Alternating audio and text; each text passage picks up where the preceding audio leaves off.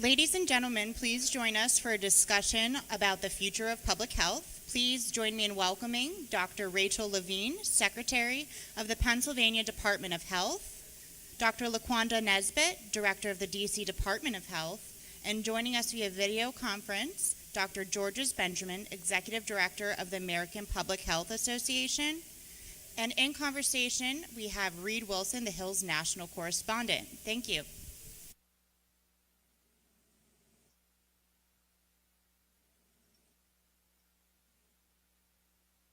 Thank you all for being here. Oh, there we go. I'd like to thank all of our guests. Dr. Benjamin is joining us from an undisclosed location from afar. I'll let him disclose it if he so chooses. But Dr. Benjamin, I thought I'd start with you. We're talking about the future of public health here. Tell us, what do you see as the coming steps that we're going to see in the next decade and 2 decades? What is the health industry going to face in order to make American public health stronger? Well, we'll have the same opportunity that many of your speakers spoke about earlier, using the new genetic technologies to do advanced molecular detection, so that we'll be able to tell you exactly what organism was infecting you and trace it around the world.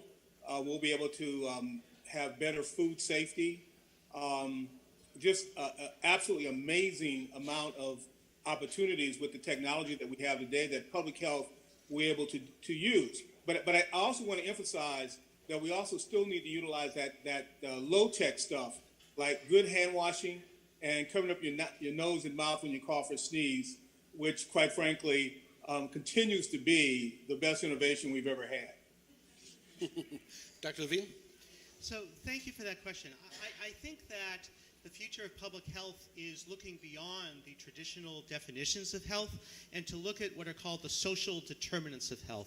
So those are the other aspects of our environment that are not typically considered healthcare related, but that influence health. So that could be, of course, economic development. That could be availability of transportation, availability of affordable housing, nutrition, the environment, all of those other factors that influence health. For example, when you think of the opioid crisis, we emphasize the role that overprescribing has played, and I think that was very important. But others call the opioid crisis and the suicide crisis that we're facing now diseases of despair. And so in Pennsylvania, what are the commonalities in 2 cities that have a large amount of overdoses due to opioids? Kensington, Philadelphia, and Cambria County in Johnstown. One is rural, one is very, very urban, but it's lack of economic opportunity. So I think that we have to broaden our view of what health involves. Dr. Nesbitt? So I see a combination of both what Dr. Levine and Dr. Benjamin have talked about, and that's continuing to close the gap or the chasm that exists between public health and the healthcare system as being what will strengthen the future of public health, or as we sometimes talk about it, population health. So we're all working collaboratively to improve the health of the population by improving the health of the individual. Some of the things or examples that Dr. Levine gave are based on, and some of the things that we've heard from some of the other discussants and panelists already today will lead to being able to do that. So when we talk about making improvements in technology, when we talk about improving personalized medicine, using these new technologies, using new genetic improvements, all of those things help to improve what we know in healthcare, help to improve what we know in medicine. But when we do that and the individuals in the healthcare system provide that information to us in public health, we improve what we know about the overall population, and we can improve population health management. It helps us improve better overall interventions at the population level, helps us create better policies at the population level, and when we improve how we collaborate both on the public health side and how we do things on the healthcare side, we do a much better job of managing the health for our population, and we can improve the health of one community at a time. All right. Dr. Benjamin, what changes do you want to see policymakers make, and what changes are up to sort of society at large to make to improve public health? Uh-oh. Might have lost his audio there. There we go. Oh, there we go. All right. Yeah, I think we need to spend a lot more of our resources on prevention and wellness, moving way upstream to address, you've heard the issue around the social determinants of health, but also investing in data systems so we can make real-time data-driven decisions. That's one of our real challenges is the data-driven part of that. When I was in Washington, D.C. Or in Maryland practicing public health, quite too often we were making data-driven decisions based on 2-year-old data. So getting real-time data, just like the rest of the healthcare system is beginning to do, is going to be very, very important to move forward. Would either of you like to address that, the notion of big data and how it's changed the approach to healthcare? Dr. Nesbitt. Oh, absolutely. So this is, again, part of that better collaboration and closing the chasm between public health and healthcare. And we talk about that. I mean, we're all speaking sort of the same language, so that's great. We're all on the same page in terms of improving the future of public health. We have a commitment here in Washington, D.C. to having data-driven, outcomes-oriented approaches to policies and programs. What that means is that we've got to have better access to data. And we've been on what has probably been a slower than we would like commitment to improving access to data, both by looking at what we have access to in the clinical space, but also to how we improve access to population health information. When Dr. Levine talks about the opioid crisis in this country, if we were using traditional data methods, right, taking 2-3 years to have access to data to improve policies, programs, and initiatives, we would continue to remain behind the 8 ball. But we're getting data in real time, near real time, to improve the quality of programs and services, to make real policy changes in terms of access to harm reduction services, to improve access to the way that our healthcare providers prescribe, or changing who those healthcare professionals are, or even lay individuals in our communities who can actually reach people who are in crisis by increasing the frequency by which we have access to data and not letting perfect be the enemy of the good in terms of healthcare data and population health data for decision making. So I would agree with my colleagues in terms of the importance of data. So for example, with the opioid crisis, Pennsylvania has a very robust data dashboard. In fact, we have now Data Dashboard 2.0, which was just released. And so we have data on our 3 pillars in terms of our response. We have data in terms of prevention, and the highlight of that would be our prescription drug monitoring program. So if you go there, you can see that opioid prescriptions in Pennsylvania have decreased 26% in the last 3 years. We have data on rescue, which involves the medication naloxone. So we have data on EMS saves. We have data on police saves. We have that by county and community. So very, very granular data. And then we have data in terms of the expansion of treatment, particularly medication-assisted treatment.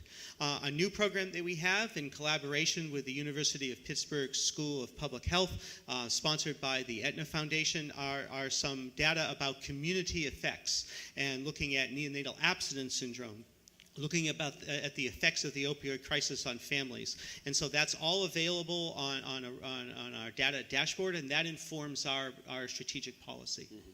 Let's talk about the capability to respond to sort of the 3 big buckets of public health, the chronic diseases, the long-term epidemics like the opioid epidemic that we're going through right now, and the possibility of a future global pandemic, something that hits the U.S. From whether it's homegrown or from overseas. How capable are we at the moment of fighting those 3 challenges? Let's start with the chronic side. So we do quite a bit to monitor chronic health conditions. We do that in terms of what our ultimate responsibilities are as a state and local here in Washington, D.C., statehood, 51st state. We do that in terms of being able to work collectively with our partners. We put forth a dashboard. We have over 150 key performance indicators that we monitor on an annual basis and providing updates in terms of where we are in terms of meeting our progress. Because we are also a funder of many community-based organizations and other healthcare providers in the district, we make sure that anyone anyone who is getting funding from us can attach themselves to moving the progress on those key indicators. So that's one of the ways that we help to make progress around those chronic health conditions like heart disease, diabetes, asthma, paying attention to chronic lung disease, even brain health. We're able to work collectively as a community to set what our priorities are, where we want to be in 5 years, where we want to be in 10 years, and being able to put together very clearly for organizations, whether you are a academic health system or a community-based organization, giving you very clear the highly sophisticated statistics or that red, yellow, green light in terms of whether we're making progress toward that goal. So I would agree. I think that health promotion and disease prevention are critical aspects of public health. That can include, of course, maternal child health. It includes infectious diseases, includes chronic diseases, as you mentioned, whether it's obesity, heart disease, diabetes. So that's really very much the bread and butter of public health. I like that you mentioned preparedness. And so to me, one of our priorities in the Pennsylvania Department of Health will always be public health preparedness. We frequently see floods and those type of issues in Pennsylvania, but I mean preparedness for, in addition to that, to a novel illness or disease X, as the CDC calls it, that we're a plane ride away from, or something that could be the risk of something like pandemic flu. So I think it involves having the public health departments prepared in the state level, working very closely with our counties and communities, and then collaborating with the CDC and our federal partners in terms of being prepared for whatever eventuality might occur. Mm-hmm. Dr. Benjamin, let me ask you the direct question. Are we prepared for the next global pandemic, whether it's an influenza or something else? The short answer is no. We need to really reinvest more into our activities. We have a tendency to do what I call yo-yo funding. We put a whole lot of investment in, like we did after 9/11 and the anthrax letters, and then over time we begin to de-invest.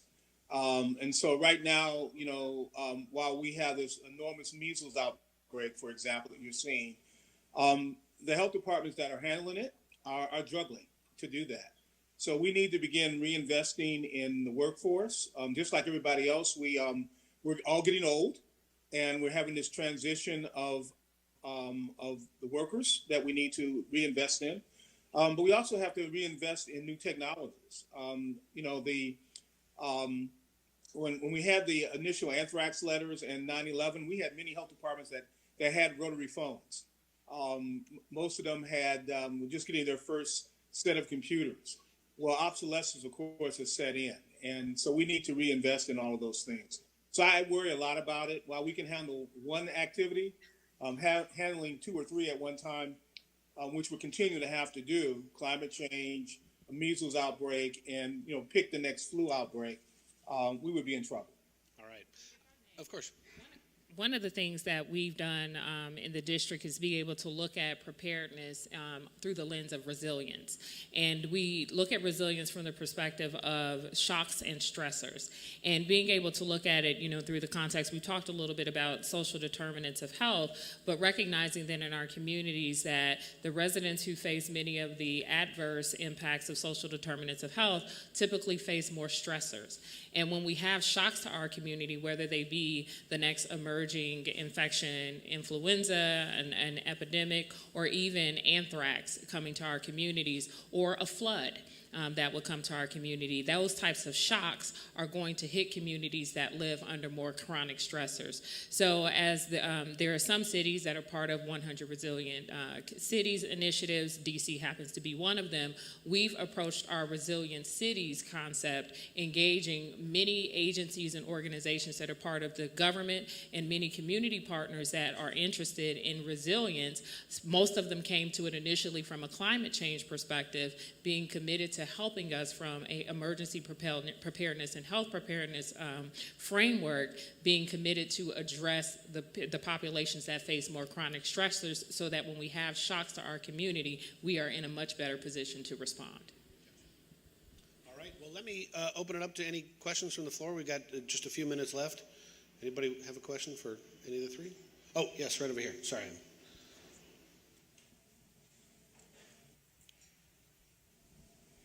Thank you. This question's for anyone on the panel. I'm Jenna Wright. I'm with RTI International, and we're an applied research institution that has extensive experience with helping large payers apply value-based purchasing.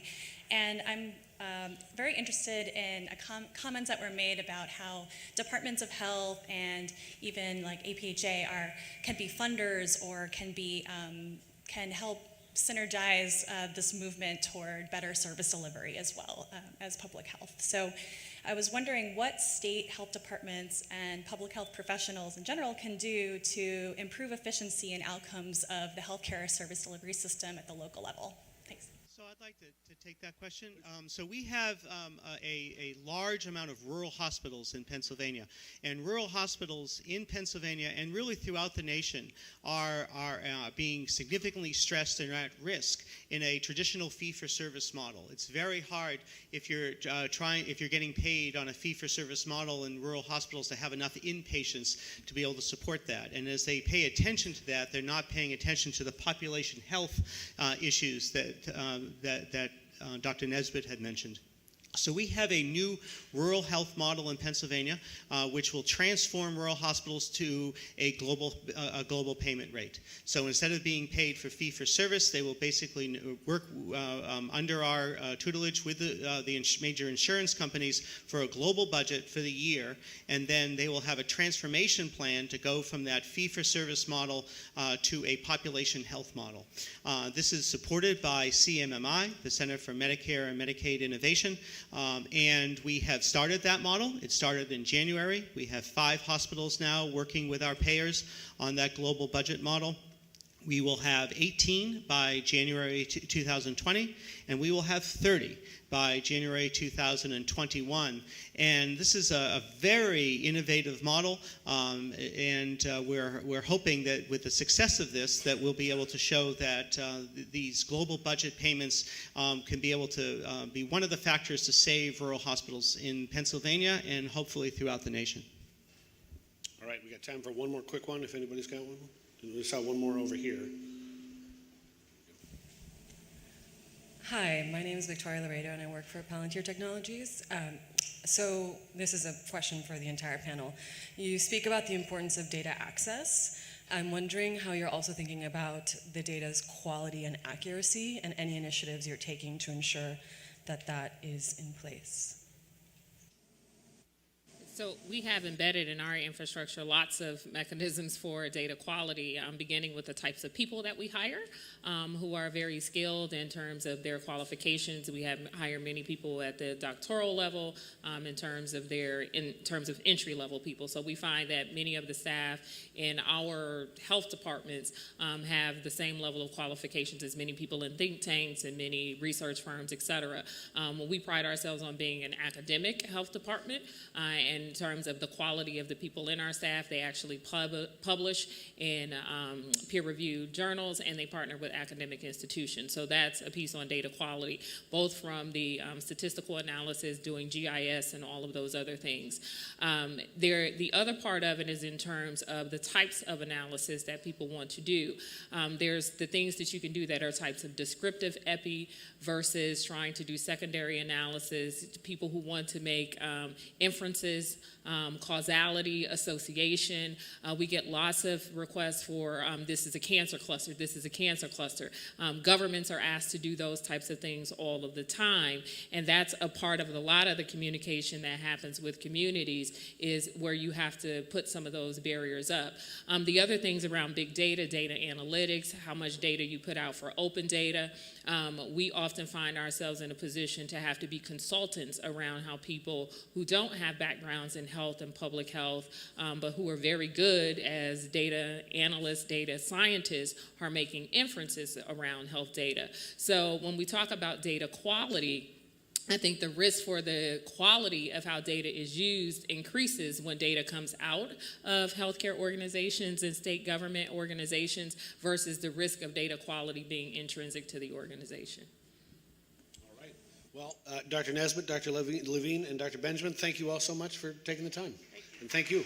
Thank you.